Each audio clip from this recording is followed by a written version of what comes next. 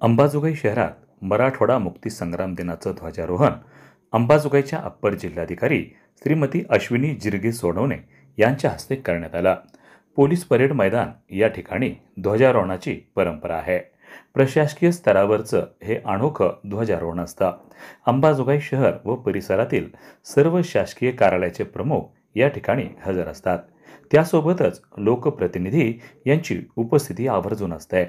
मराठवाडा मुक्ती संग्राम दिनाचं ध्वजारोहण सकाळी 9:15 अंबाजोगाईच्या अप्पर जिल्हाधिकारी श्रीमती अश्विनी जिरगे सोनवणे यांच्या हस्ते करण्यात आला.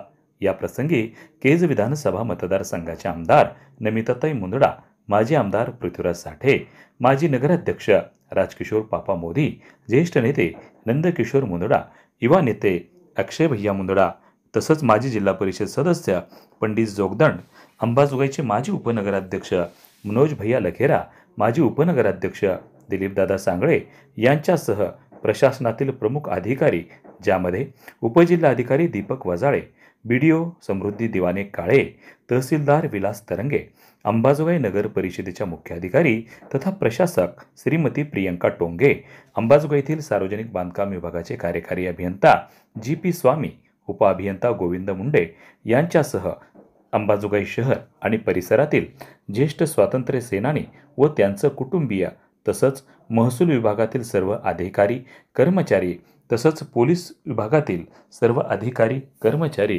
त्यासोबतच अंबाजोगाई शहरातील पत्रकार, समाजसेवक, समाजसेवी संस्थांचे प्रतिनिधी मोठ्या संख्येनं उपस्थित होते.